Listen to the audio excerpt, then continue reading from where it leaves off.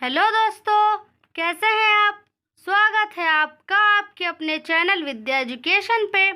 जब भारत की महान नारियों की बात चल रही हो और उसमें अहिल्याबाई होलकर की बात ना हो, ऐसा तो हो ही नहीं सकता। वो अहिल्याबाई जिन्होंने इंसाफ और सच्चाई की खातिर अपने बेटे तक को मृत्युदंड देने के लिए तैयार हो गई थी। उन्होंने नारी शक्ति का ऐसा उदाहरण पेश किया कि आज भी लोग उन्हें देवी मानकर पूजते हैं। वही अहिल्याबाई जिन्होंने बिखरते लड़खड़ाते होलकर साम्राज्य को अपनी सूझबूझ और अक्लमंदी से संभाला। आज हम आपको इस वीडियो में अहिल्याबाई होलकर के जीवन के बारे में बताएंगे और साथ ही ये भी बताएंगे कि वे कैसे एक छोटे से गांव की साधारण लड़की से इतने बड़े होलकर साम्राज्य की महारानी बनी। अहिल्याबाई का जन्म 1725 में अहमदनगर जिले के जामखेड़ के चौंडी नामक गांव में हुआ था। अहिल्याबाई के पिता मानकोजी राव शिंदे गांव के मुखिया थे। उस समय लड़कियों को पढ़ने लिखने का प्रचलन नहीं था, लेकिन फिर भी मानकोजी राव शिंदे ने अपनी बेटी अहिल्याबाई को घर में ही पढ़ना लिखना सिखाया। अहिल्याबाई बचपन से ही बहुत साहसी और निडर थी और वह दिल की बहुत अच्छी थी और वह ऐसे काम करती थी जिससे दूसरों को खुशी और सम्मान मिले। और उनकी इन्हीं खूबियों ने उन्हें गांव की एक साधारण लड़की से होलकर साम्राज्य की महारानी बनाया। लेकिन फिर भी अगर आप ये सोचते हैं कि आप एक छोटे से गांव या साधारण से शहर से हैं तो आप कुछ नहीं कर सकते, तो आपको अहिल्याबाई की ये कहानी ज़रूर सुननी चाहिए ताकि आप इससे प्रेरणा ले सकें और एक नए जोश और आत्मविश्वास के साथ अपनी मंजिल की ओर आगे बढ़ते रहें। और अगर आप सच्चाई और ईमानदारी के साथ आगे बढ़ते रहे तो एक दिन आपको आपकी मंजिल ज़रूर मिलेगी। ये बात है लगभग 18वीं शताब्दी की, जब औरंगज़ेब की मृत्यु के बाद मुगलों की शक्ति कम हो रही थी और मराठों की ताकत बढ़ती जा रही थी। मराठों के राजा सतारा में रहते थे, पर वे सिर्फ नाममात्र के राजा थे, पर असलियत में तो सारी शक्ति पेशवा के हाथों में रहा करती थी, जो पुणे से शासन किया करते थे। पेशवा की आज्ञा से मराठा सरदार दक्षिण की सीमा पार करके उत्तर पर भी अपना अधिकार जमा रहे थे। राजस्थान, मालवा जैसे कुछ हिस्से मराठा सरदारों ने जीत लिए थे। इनमें से कुछ इलाके पेशवा बाजीराव ने अपने सरदारों को जागीर के रूप में दे दिए थे और इन्हीं में से एक थे मल्हार राव होलकर, जिन्हें 1730 में मालवा की जागीर मिली। उन्होंने स्वतंत्र होलकर साम्राज्य की स्थापना की और इंदौर को अपनी राजधानी बनाया। मल्हार राव होलकर के सिर्फ एक ही पुत्र थे, खांडे राव होलकर, पर वे अपने पिता जैसे पराक्रमी और वीर नहीं थे। उनकी राजपाट में ज़्यादा दिलचस्पी नहीं थी, इसीलिए मल्हार राव एक ऐसी पुत्रवधू चाहते थे जो उनके पुत्र के साथ साथ पूरे होलकर साम्राज्य को भी संभाल सके। फिर एक बार मल्हार राव कहीं से वापस आते समय वे बहुत थक गए थे और चौंडी गांव में ही उन्होंने रुकने का फैसला किया। तभी शाम हो चुकी थी और गांव के शिव मंदिर में आरती हो रही थी और मल्हार राव कुछ समय के लिए वहीं पर रुक गए। उस मंदिर में करीब 7 से 8 साल की लड़की आरती कर रही थी, जिसके मधुर स्वर ने मल्हार राव के मन को छू लिया। उसे देखकर वह सोचने लगे कि कितनी प्यारी बच्ची है, इतनी छोटी सी उम्र में चेहरे पर इतनी शांति व तेज झलक रहा है। तभी मल्हार राव वहीं पास खड़े एक व्यक्ति से पूछते हैं कि ये कन्या कौन है। तभी वह व्यक्ति कहता है कि आप ज़रूर कोई परदेसी हैं जो हमारी अहिल्या को नहीं जानते। ये हमारे मुखिया मानकोजी राव शिंदे की बेटी हैं अहिल्याबाई। इतना सुनते ही मल्हार राव मानकोजी शिंदे से मिलने जाते हैं और जब मल्हार राव मानकोजी शिंदे को अपना परिचय देते हैं तब मानकोजी कहते हैं कि आपका नाम किसने नहीं सुना। हम तो बहुत भाग्यशाली हैं जो आप हमारे गांव में आए हैं और रात के भोजन के लिए उन्हें निमंत्रण देते हैं। मल्हार राव उनका निमंत्रण स्वीकार करते हैं। फिर भोजन के समय मानकोजी राव अहिल्या को अपने पास बुलाते हैं और मल्हार राव को प्रणाम करने को कहते हैं। मल्हार राव को अहिल्या इतनी भा गई थी कि उन्होंने उसी समय मानकोजी के सामने अहिल्या को अपनी पुत्रवधू बनाने का प्रस्ताव रखा, जिसे मानकोजी ने उसी क्षण स्वीकार कर लिया। और इसी तरह 8 साल की छोटी सी उम्र में अहिल्याबाई गांव की एक साधारण लड़की से होलकर साम्राज्य की महारानी बन जाती हैं। पर उनका आने वाला जीवन इतना आसान नहीं होने वाला था। उन्हें कई मुश्किलों का सामना अभी करना बाकी था।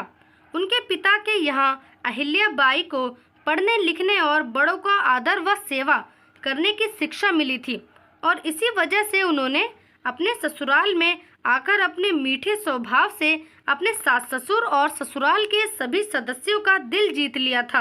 अपनी सास के साथ रहकर उन्होंने घर परिवार और ससुर के प्रोत्साहन से राजपाट की सभी जिम्मेदारियां संभाल ली थीं।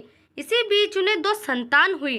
पुत्र का नाम मालोजी राव और पुत्री का नाम मुक्ताबाई था। अहिल्या बाई के साथ रहते रहते उनके पति खंडेराव के अंदर भी बदलाव आने लगे थे। अब वह भी राजकाज के कामों में दिलचस्पी लेने लगे थे। अच्छी शासन प्रणाली से प्रजा भी बहुत सुखी और संपन्न थी और अहिल्या बाई के तो सभी प्रशंसक थे। सब कुछ सही चल रहा था। तभी 1754 में भरतपुर के राजा सूरजमल और मालवा के बीच कुम्हेर का युद्ध होता है, जिसमें खंडेराव वीर गति को प्राप्त हो जाते हैं और 29 साल की छोटी सी उम्र में अहिल्या बाई विधवा हो जाती हैं। उस समय सती प्रथा का बहुत ज़्यादा ही प्रचलन था, इसीलिए अहिल्या बाई भी अपने पति की मृत्यु के बाद सती होना चाहती थी। तभी उनके ससुर मल्हार राव ने उन्हें सती होने से रोकते हुए कहा कि तुम ऐसा कदम मत उठाना, क्योंकि अब तुम ही मेरा बेटा हो। अगर तुम ही चली जाओगी तो मुझे कौन संभालेगा? तेरे बिना तो हम टूट जाएंगे। ये सारा राजपाट तेरा है और इसे तुझे ही संभालना है। तुझे अपना बेटा समझकर ही मैंने सब कुछ तुझे सौंप रखा था। तू रहेगी तो मुझे लगेगा कि मेरा खंडेराव अभी जिंदा है। तुझे देखकर मैं अपना सारा दुख भूल जाऊंगा। इसीलिए बेटी, तू सती होने की बात अपने मन से निकाल दे। मल्हार राव की ऐसी दुख भरी स्थिति को देखकर अहिल्या बाई ने सती होने का विचार त्याग दिया और पूरी निष्ठा के साथ होलकर साम्राज्य की बागडोर अपने हाथों में ले ली। उसके बाद 1766 में मल्हार राव भी चल बसे। फिर अहिल्या बाई ने अपने पुत्र मालोजी राव को राजगद्दी पर बिठाया। इसी बीच एक ऐसी घटना हुई जिसकी वजह से मालवा की महारानी देवी अहिल्या बाई होलकर को न्याय की देवी भी माना जाता है। न्याय के लिए उन्होंने अपने इकलौते बेटे तक को कुचलने के लिए तैयार हो गई थी, लेकिन एक घटना ने उन्हें ऐसा करने से रोक दिया। तो चलिए जानते हैं कि वह घटना क्या थी। एक बार की बात है जब अहिल्या बाई के बेटे मालोजी राव अपने रथ पर सवार होकर राजवाड़ा के पास से गुजर रहे थे। उसी रास्ते के किनारे गाय का एक बछड़ा भी खड़ा था। फिर जैसे ही मालोजी राव रथ पर सवार होकर वहां से गुजरे, तभी अचानक वह बछड़ा उछलता कूदता रथ की चपेट में आ गया और बुरी तरह घायल हो गया और तड़प तड़प कर उसकी मौत हो गई। इस घटना को नजरअंदाज करके मालोजी राव वहां से चले गए।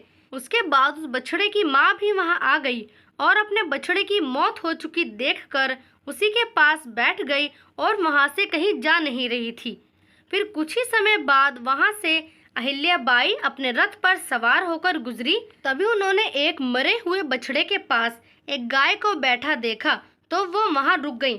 फिर उन्होंने पूछा कि इस बछड़े की मौत कैसे हुई है।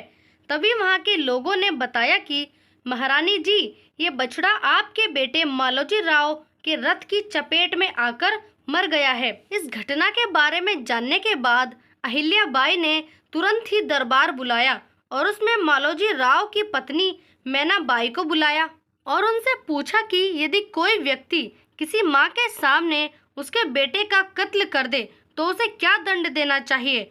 मैना बाई ने तुरंत जवाब दिया कि उसे मृत्युदंड देना चाहिए। इसके बाद अहिल्या बाई ने यह आदेश दिया कि उनके बेटे मालोजी राव के हाथ पैर बांध दिए जाएं और उन्हें भी उसी प्रकार रथ से कुचलकर मृत्युदंड दे दिया जाए, जिस तरह उस गाय के बछड़े की मौत हुई है।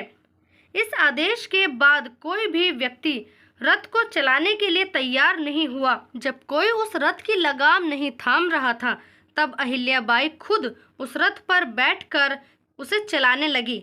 वह अपने बेटे को मारने के लिए जैसे ही आगे बढ़ी, तब वह गाय बार बार उनके रथ के आड़े आ रही थी। ये देखकर दरबारी और मंत्रियों ने महारानी अहिल्या बाई से आग्रह करते हुए कहा कि ये गाय भी नहीं चाहती कि किसी और माँ का बेटा भी मरे या उसके साथ भी ऐसी कोई घटना हो, इसीलिए ये गाय भी दया करने को कह रही है। फिर महारानी अहिल्याबाई ने अपने पुत्र को क्षमा कर दिया और ऐसा कहते हैं कि जिस बाजार में ये घटना हुई थी उस बाजार को आज आड़ा बाजार के नाम से जाना जाता है। इसके बाद मौलवी राव ज्यादा समय तक राज नहीं कर पाए। राजगद्दी पर बैठने के कुछ समय बाद ही साल 1767 में वे इतने बीमार पड़ गए थे कि बीमारी की वजह से ही उनकी उसी साल यानी कि 1767 में ही 22 साल की छोटी सी उम्र में ही मृत्यु हो जाती है। अपने इकलौते बेटे की मृत्यु का अहिल्याबाई को बहुत दुख हुआ, लेकिन प्रजा के प्रति अपने कर्तव्यों का ध्यान रखते हुए उन्होंने अपने सारे दुखों को भुला दिया। जब अहिल्याबाई अपने राजकाज के कामों में व्यस्त थी, तभी होलकर साम्राज्य के एक पुराने अधिकारी चंद्रचूड़ ने पेशवा के विश्वास पात्र व्यक्ति रघुबा को एक पत्र लिखा और कहा कि होलकर साम्राज्य अभी स्वामीहीन है और ये बहुत अच्छा मौका है उस पर आक्रमण करके उस पर अपना अधिकार जमाने का।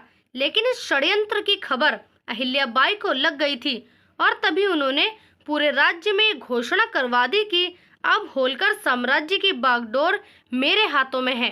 अहिल्याबाई ने जब होलकर साम्राज्य की सत्ता अपने हाथ में ले ली, तब पूरे होलकर सेना और सेनापति तुकोजी राव ने उनका पूरा साथ दिया। तुकोजी राव मल्हार राव के गोद लिए हुए पुत्र थे, पर उन्होंने खुद राजगद्दी पर अपना हक ना जताते हुए अहिल्याबाई का साथ दिया, जिससे यही पता चलता है कि अहिल्याबाई में सच में शासन करने की योग्यता थी। इससे पहले अहिल्याबाई अपने ससुर मल्हार राव के समय में ग्वालियर की सेना का नेतृत्व कर चुकी थी और 1765 में अहिल्याबाई ने ग्वालियर के पास ही स्थित गुहाड़ किले पर अपना अधिकार जमा लिया था। फिर महारानी अहिल्याबाई ने अस्त्र शस्त्र और राशन की सामग्री इकट्ठा करना शुरू कर दिया और पड़ोसी राज्य को संदेश भेजा गया और पेशवा माधवराव को भी पत्र लिखा गया। सभी ने उनकी मदद करने का आश्वासन दिया। अहिल्याबाई ने युद्ध के लिए स्त्रियों की एक सेना तैयार की थी और उन्हें अस्त्र शस्त्र का पूरा ज्ञान दिया और पूरी तैयारी करवाई।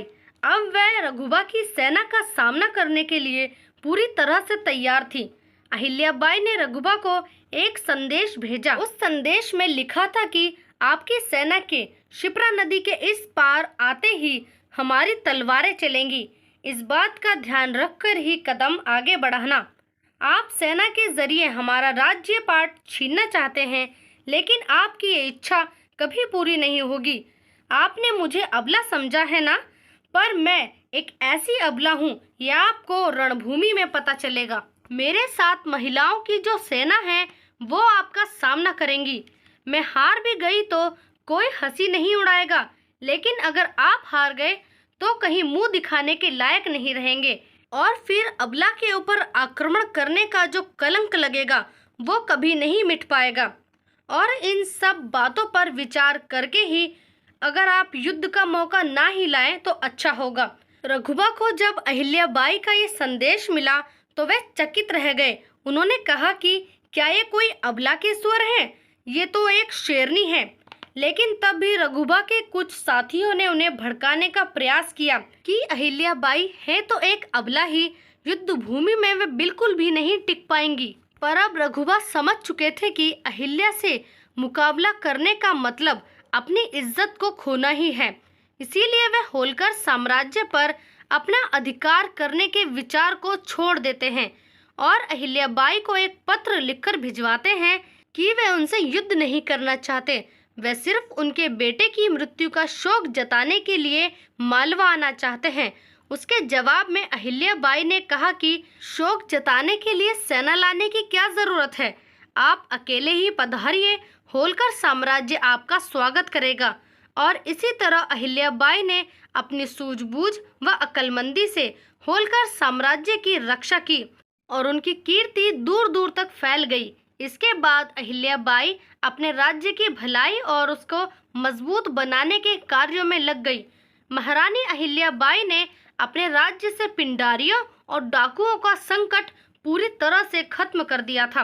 अहिल्याबाई ने अपने विवेक व बुद्धि से जंगलों में रहने वाली उन जनजातियों को, जो आने वाले यात्रियों को लूटा करती थी, उन्हें ही जंगल के उन मार्गों का संरक्षक बना दिया।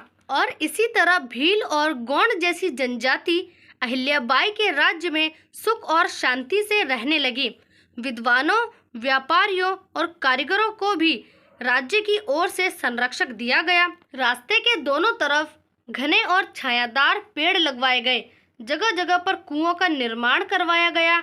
आने जाने वाले यात्रियों के लिए गेस्ट हाउस की व्यवस्था करवाई गई। इसके बाद महारानी अहिल्याबाई इंदौर का अपना राजमहल छोड़कर महेश्वर के एक साधारण से घर में आकर रहने लगी। इस घर के दरवाजे गरीब, दुखी और मुसीबत के मारे लोगों के लिए हमेशा खुले रहते थे। लोग अपनी परेशानी, दुख, तकलीफ उनसे कहने आते थे और अहिल्याबाई परिवार के बड़े बुजुर्ग की तरह उनकी बातें ध्यान से सुनती थी और उनके दुख को दूर करने की पूरी कोशिश करती थी। महेश्वर जो उनकी नई राजधानी बन गई थी और वो कलात्मक, संगीतमय, साहित्यिक उपलब्धियों का एक केंद्र बन चुकी थी। अहिल्याबाई ने यहाँ टेक्सटाइल इंडस्ट्री की भी स्थापना की, जो आज अपनी महेश्वरी साड़ी के लिए प्रसिद्ध है। अगर महारानी अहिल्याबाई की सफलता की बात की जाए तो शायद उनकी सबसे बड़ी सफलता तो यही होगी कि उनके शासनकाल में मालवा पर किसी का भी आक्रमण नहीं हुआ, जबकि उस समय पूरे सेंट्रल इंडिया में सत्ता के लिए संघर्ष चल रहा था। लेकिन महारानी अहिल्याबाई के शासनकाल में मालवा सुख और शांति से भरा राज्य था। अहिल्याबाई ने अपने राज्य की भलाई तो की ही, पर साथ ही पूरे भारत में कई धार्मिक कार्य भी किए, क्योंकि वो खुद भी एक बहुत बड़ी शिव भक्त थी। अहिल्याबाई की धार्मिक कार्यों में बचपन से ही बहुत रुचि रही थी। उन्होंने हिमालय से लेकर दक्षिण भारत तक के सभी तीर्थ स्थानों पर कुएं, टैंक और गेस्ट हाउस का निर्माण करवाया।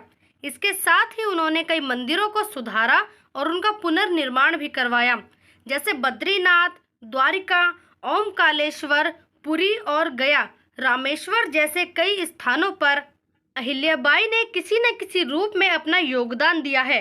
इनमें से सबसे ज्यादा योगदान उनका जिसमें रहा है वह काशी विश्वनाथ का मंदिर, जिसे उन्होंने 1780 में उसका पुनर्निर्माण और उसको सुधरवाया, क्योंकि इस मंदिर को 1669 में औरंगजेब ने नष्ट करवा दिया था। और धर्म पुण्य के कार्य करते हुए 13 अगस्त 1795 में 70 साल की उम्र में महारानी अहिल्याबाई का स्वर्गवास हो गया। उनका 28 साल लंबा शासन आज भी परोपकारी, असरदार सरकार के रूप में याद किया जाता है। अहिल्याबाई ने अपने शौर्य और विवेक से अपना नाम उन महिला शासकों में दर्ज करवाया, जिन्होंने न सिर्फ शासन किया बल्कि भेदभाव वाले समाज में रहते हुए बहुत प्रसिद्धि हासिल की। तो दोस्तों, आपको कैसी लगी अहिल्याबाई होलकर की ये जीवन गाथा? आप हमें कमेंट करके ज़रूर बताएं और ऐसी वीडियो देखने के लिए हमारे चैनल को लाइक, शेयर और सब्सक्राइब करें। और तब तक के लिए पढ़ते रहिए, खुश रहिए।